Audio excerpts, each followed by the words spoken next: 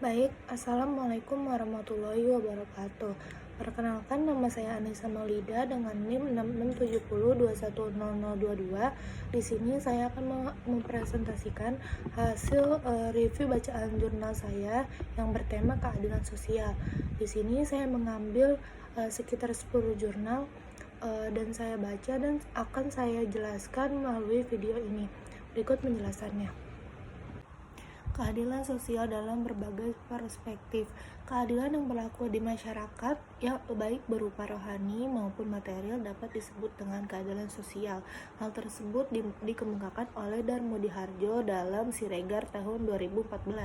Adapun prinsip yang diusung dalam keadilan sosial ini yang dikemukakan oleh Siriawasita dalam Siregar tahun 2014 ini adalah keadilan di atas dasar hak, keadilan atas dasar kebutuhan, dan keadilan atas dasar jasa.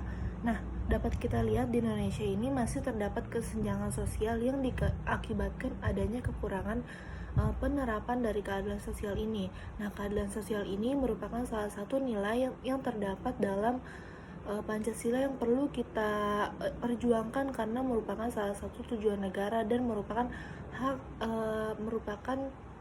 poin penting dalam kehidupan. Nah, keadilan sosial seringkali dikatakan sebagai keadilan distributif. Hal tersebut tertera dalam Papilaya tahun 2016 yang dimana dalam keadilan distributif ini di dalamnya terdapat keharusan pembagian keadilan kepada orang lain secara sama rata, yang dimana keadilan tersebut harus dibagi secara rata karena tentunya terdapat manusia yang ingin mendapatkan hak secara lebih. Namun tetap keadilan perlu diberikan secara rata agar tidak munculnya kesenjangan. Nah, poin kekuasaan dan kebebasan juga merupakan hal yang tercakup dalam konteks keadilan. Bahkan, kondisi sosial seseorang ini dapat kita lihat dari adil atau tidak adilnya seseorang ini mendapat kebebasan. Nah, jika dilihat dari sudut pandang hukum, konsep keadilan dan hukum ini sama, yaitu mempunyai perspektif yang berbeda dari berbagai ilmuwan. Namun, keadilan yang dijelaskan dalam Sumadi tahun 2016 ini yakni keadilan adalah sikap moral yang berkaitan dengan relasi antar manusia dalam kehidupan sosial. Nah, makna dari keadilan tersebut masih perlu dijelaskan melalui 3 tingkatan. Yang pertama ada tingkatan pembagian dan pertukaran, yang kedua ada tingkatan sistem, dan yang ketiga ada tingkatan prosedur menurut Fathur Rahman tahun 1999. Selanjutnya, teori etis menjelaskan bahwa adanya hukum adalah munculnya hukum ini bertujuan untuk mewujudkan keadilan, yakni berisi mengenai keyakinan diri mengenai adil dan tidak adilnya yang berakibat kepada penilaian etis. Hal tersebut tertulis dalam Rismawati tahun 2016. Maka dengan adanya hukum yang progresif diharapkan dapat membantu penegakan hukum yang kooperatif terhadap tuntutan yang diberikan masyarakat mengenai ketidakadilan yang terjadi dalam masyarakat umum. Nah, hal ini tuh bersandar pada teori keadilan dalam fairness yang dikemukakan oleh John Rawls tahun 1971 dalam tulisan Hasanuddin tahun 2018, yang dimana prinsip ini diterapkan institusi yang terkait adanya keikhlasan anggota masyarakat dalam menerima dan patuh akan kebijakan yang telah ditentukan, yang telah disepakati, yang merupakan bukti nyata keadilan adalah suatu fairness atau kesepakatan. Selain itu, Rawls 1971 juga mengemukakan dua teori dalam tulisannya Alwina pada tahun 2017, yang dimana terdapat dua teori yang berhubungan dengan keadilan sosial, yakni yang pertama teori liberalisme dan sosialisme.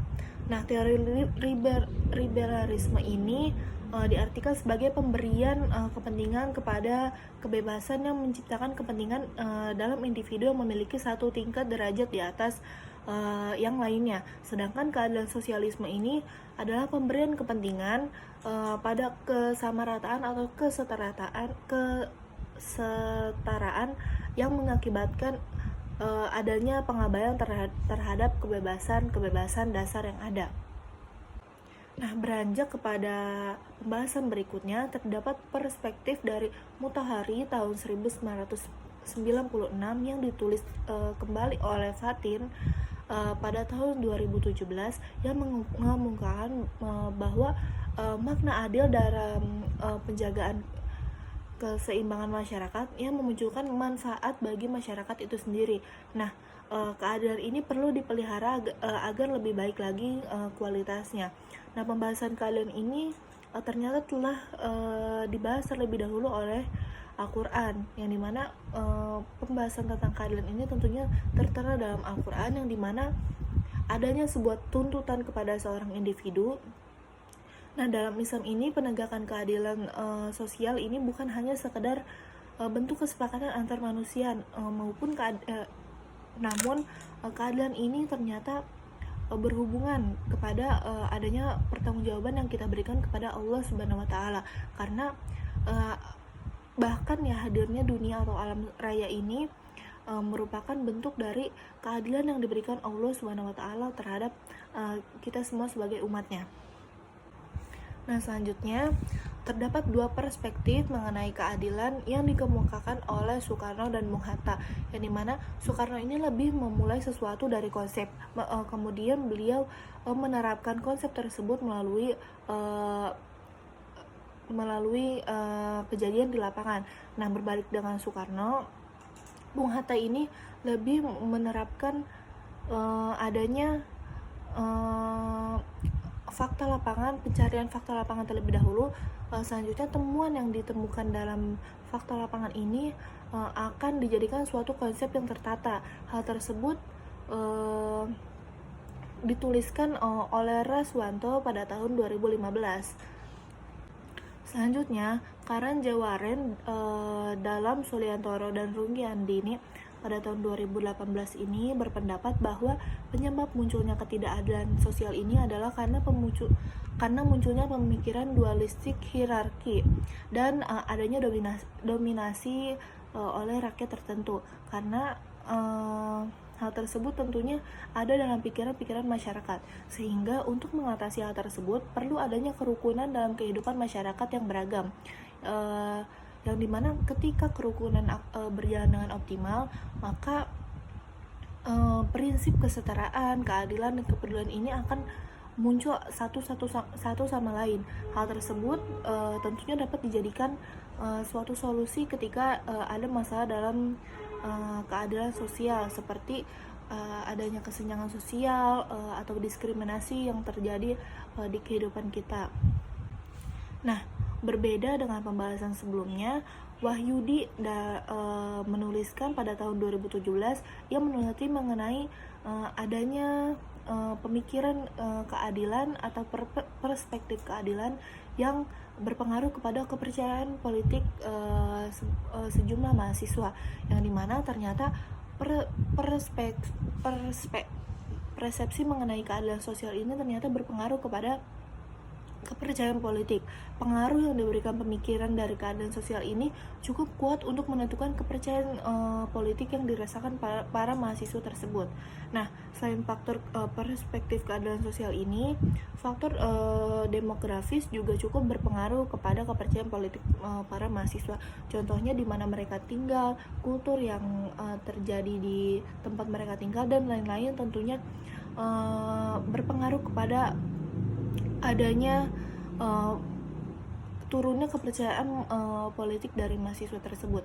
Nah, jika kita ambil contoh dari salah satu poin yang menentukan kepercayaan politik ini, contohnya perspektif keadilan, jika di daerahnya, misalnya salah satu mahasiswa di daerahnya yang tidak menerima adanya bantuan sosial walaupun dia merasa dia layak untuk menerima, dia akan merasa tidak adil, dan pada saat itu juga kepercayaan politik salah satu mahasiswa ini akan turun kepada institusi pemerintah.